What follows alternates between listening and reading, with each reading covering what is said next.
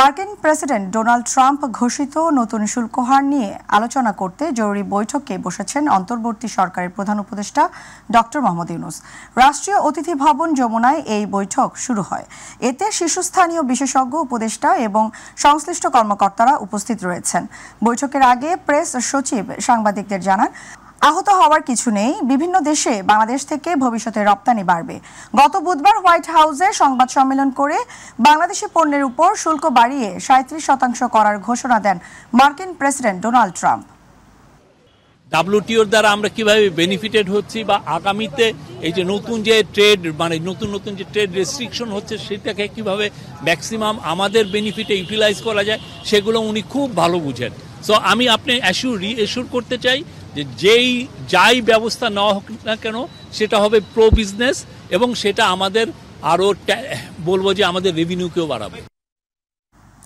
চীন বাংলাদেশের পাশে থাকতে এবং সহযোগিতা দিতে প্রস্তুত বলে জানিয়েছেন অন্তর্বর্তী সরকারের প্রধান উপদেষ্টা ডক্টর মোহাম্মদ ইউনূস। তিনি বলেন, বাংলাদেশের জন্য বড় ধরনের সংস্কার প্রয়োজন। এ পর্যন্ত চীন সরকার, ব্যবসায়ী এবং সাধারণ জনগণের কাছ থেকে উল্লেখযোগ্য সমর্থন পাওয়া গেছে, যা অত্যন্ত গুরুত্বপূর্ণ। বেইজিংয়ে চায়না মিডিয়া গ্রুপকে দেয়া এক সাক্ষাৎকারে তিনি এসব কথা বলেন।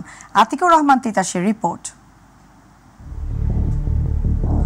সম্প্রতি চীন সফরে যাবার পর দেশটির রাজধানী বেইজিংয়ে অন্তর্বর্তী সরকারের প্রধান উপদেষ্টা ডক্টর মোহাম্মদ ইউনূসের সাক্ষাৎকার নেয় দেশটির চায়না মিডিয়া গ্রুপ। সাক্ষাৎকারটি নেন সিএমজি বাংলা বিভাগের পরিচালক ইউ কুয়াং ইউএ আনন্দী। পুরনো বন্ধু বান্ধব যারা আছে তাদের সঙ্গে দেখা হচ্ছে, যেমন তোমার সঙ্গে দেখা হলো 19 বছর।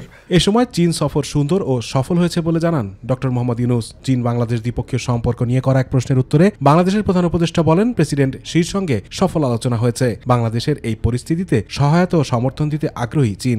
ভীষণ রকমের একটা সমর্থন সবার কাছ থেকে পেয়েছি, বিশেষ করে চীন সরকারের পক্ষ থেকে তাদের সমর্থন একেবারে সীমাহীন সমর্থন। কাজেই আমাদেরকে এটা আনন্দ দেয় যে এরকম এই পরিস্থিতিতে চীনের সমর্থন পাওয়া, তাদের সহযোগিতা পাওয়া আমাদের জন্য খুবই দরকারি। কারণ আমরা বড় রকমের সংস্কার করতে চাই, দেশকে নতুনভাবে গড়তে চাই। সেখানে অনেক প্রয়োজন, অনেক সাহায্য সহযোগিতার প্রয়োজন আছে এবং সমর্থনের প্রয়োজন আছে।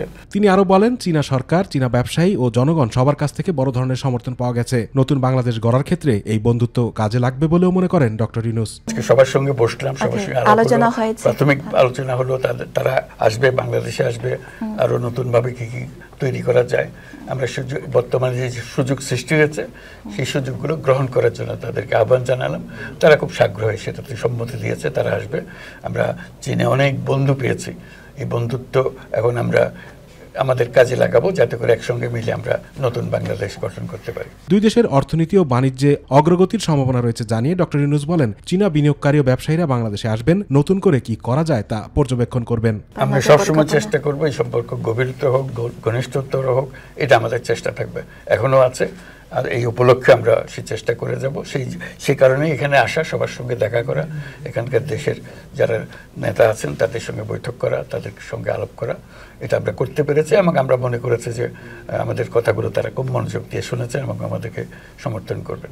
মানুষের সৃজনশীলতাকে স্বীকৃতি দিয়ে তাকে প্রাতিষ্ঠানিকভাবে সহযোগিতা করার মাধ্যমে দারিদ্রতা জয় করা সম্ভব বলে জানান প্রধান উপদেষ্টা। সাক্ষাৎকারের সময় ডক্টর ইউনূসের সঙ্গে ছিলেন চাইনিজ একাডেমি অফ সোশ্যাল সায়েন্সের অধ্যাপক ডক্টর দু।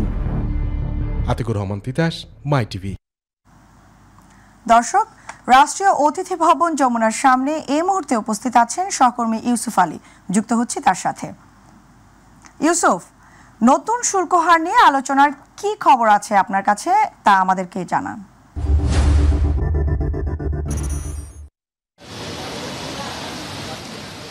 তামান্না, আপনি জানেন যে মার্কিন যুক্তরাষ্ট্র যে পণ্যের উপর শুল্ক আরোপ করেছে নতুন করে, সে বিষয়ে কিন্তু জরুরি বৈঠক ডাকা হয়েছে রাষ্ট্রীয় অতিথি ভবন, অর্থাৎ প্রধান উপদেষ্টার যে কার্যালয় রয়েছে সে কার্যালয়ে বৈঠক ডাকা হয়েছে। এখানে কিছুক্ষণ আগে বৈঠক শুরু হয়েছে। 7:30টায় বৈঠক শুরু হওয়ার কথা থাকলেও নির্ধারিত সময়ের আগে বৈঠক শুরু হয়েছে। অর্থাৎ প্রধান উপদেষ্টার কার্যালয়ের পক্ষ থেকে যেটি জানানো হয়েছে যে অর্থাৎ বৈঠকে যারা যোগদান করা রয়েছে তাদের মধ্যে প্রায় সবাই চলে এসেছেন, তাই বৈঠক নির্ধারিত সময়ের আগেই শুরু হয়েছে। অর্থাৎ এটি একটি জরুরি বৈঠক বলেও তারা আমাদেরকে জানিয়েছেন। কিছুক্ষণ আগে প্রধান উপদেষ্টার প্রেস সচিব আমাদেরকে জানিয়েছেন যে হঠাৎ করেই এই বৈঠকটি ডাকা হয়েছে। অর্থাৎ আমেরিকা যে নতুন করে যে শুল্ক আরোপ করেছে সেই বিষয়টি নিয়ে দেশের ব্যবসায়ী এবং অর্থনীতিবিদরা উদ্বিগ্ন। অর্থাৎ এই বিষয়টিতে আসলে কি করণীয় বা কি বাংলাদেশের পক্ষ থেকে কি উদ্যোগ নেওয়া হতে পারে সেই বিষয়টি নির্ধারণ করতেই কিন্তু আজকে এই বৈঠকের আয়োজন করা হয়েছে। এখানে বাংলাদেশ ব্যাংকের গভর্নর, অর্থ উপদেষ্টা এবং অন্যান্য যেসব গুরুত্বপূর্ণ ব্যক্তিরা রয়েছেন, ব্যবসায়ীরা রয়েছেন এখানে এই বৈঠকটিতে, এবং আরও বেশ কিছু কর্মকর্তা এখানে বৈঠকে যোগদান করার কথা রয়েছে, তারা এখনো এসে পৌঁছাননি। তবে যেটি বলা হয়েছে যে এই যে নতুন করে করারোপ করা হয়েছে, এই করারোপ করার ফলে যে উদ্বিগ্নতা বেড়েছে, অর্থাৎ বিশেষ করে ব্যবসায়ী মহলের মাঝে যে উদ্বিগ্নতা বেড়েছে, সেই বিষয়ে আসলে কি করণীয় এবং সে বিষয়ে কি সিদ্ধান্ত নেওয়া যায় সেটি সবার সঙ্গে, এই বিষয়ে সংশ্লিষ্ট সকলের সঙ্গে আলাপ আলোচনা করে কিন্তু এই বিষয়ে নির্ধারণ করা হবে যে তারা পরবর্তীতে কি পদক্ষেপ গ্রহণ করবেন। তবে বৈঠক এখন চলছে, বৈঠক শেষ হলে আসলে আমাদেরকে বৈঠকের বিষয়বস্তু যখন জানাবে তখন হয়তো আমরা বিস্তারিত বলতে পারবো যে ভেতরে আসলে বৈঠকে কি আলোচনা হয়েছে এবং কি সিদ্ধান্ত হয়েছে, কিংবা পরবর্তীতে কি করণীয়, মার্কিন যুক্তরাষ্ট্রের সঙ্গে আলাপ আলোচনা কিংবা কোন ধরনের দাবি মার্কিন যুক্তরাষ্ট্রের কাছে করা যেতে পারে সে বিষয়টি হয়তো আমরা দেশবাসীর কাছে স্পষ্ট করতে পারবো। তামান্না, প্রধান উপদেষ্টার কার্যালয়ের সামনে থেকে এই ছিল আমার কাছে সবশেষ তথ্য। ইউসুফ, আপনাকে ধন্যবাদ। দর্শক, রাষ্ট্রীয় অতিথি ভবন যমুনার আলোচনার সর্বশেষ পরিস্থিতি সম্পর্কে জানলাম। চলে যাচ্ছি পরবর্তী সংবাদে। পবিত্র ঈদ উল ফিতরের দীর্ঘ 9 দিনের ছুটি শেষ হচ্ছে আজ। আগামীকাল প্রথম কর্মদিবস, তাই রাজধানীতে ফিরতে শুরু করেছে কর্মজীবী মানুষ। বাস ও রেল স্টেশনগুলোয় ঢাকায় ফেরা যাত্রীদের ভিড় দেখা গেছে। সাধারণ মানুষ জানান তেমন কোনো ভোগান্তি ছাড়াই স্বস্তিতে ফিরেছেন তারা। এসএম আরিফের রিপোর্ট। পরিবারের সাথে ঈদ আনন্দ কাটিয়ে রাজধানীতে ফিরছেন কর্মজীবী মানুষ। কমলাপুর রেল স্টেশনে ঢাকায় ফেরা যাত্রীদের উপচে পড়া ভিড়। ঈদ মানে গ্রামে যেতে হবে মাস্টার, সবার সাথে মিশে একসাথে নামাজ পড়া। গ্রামের যে পরিবেশ এখানে আসলে না গেলেই নয়।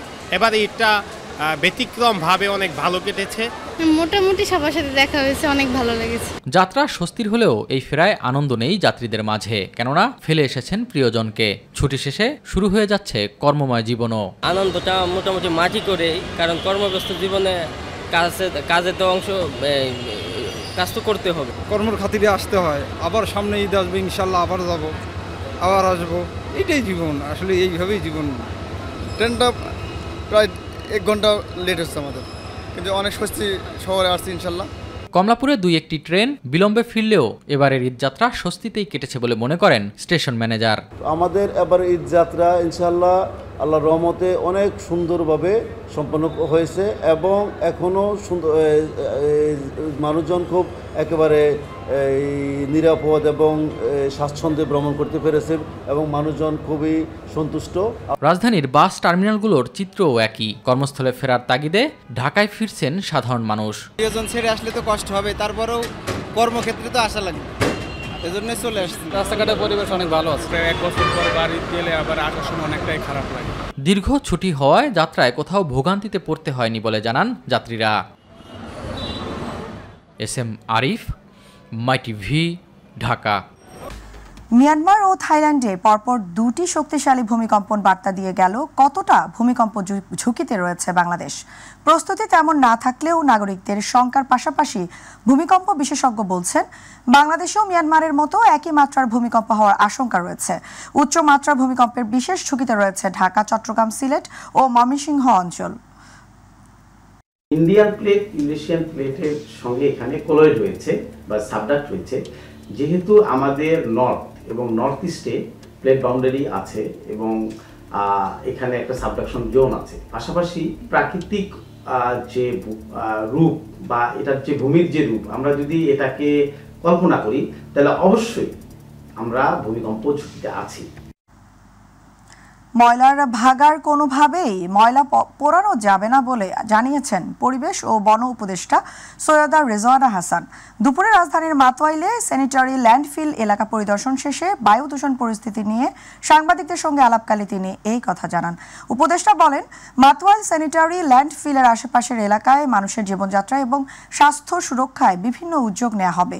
শিগগিরই এ ময়লার ভাগার মাতোয়াইল থেকে পুরোপুরি সরিয়ে নেওয়া সম্ভব নয় জানিয়ে তিনি বলেন, পার্শ্ববর্তী 2টি স্টিল মিল বন্ধে নির্দেশ দেওয়া হবে।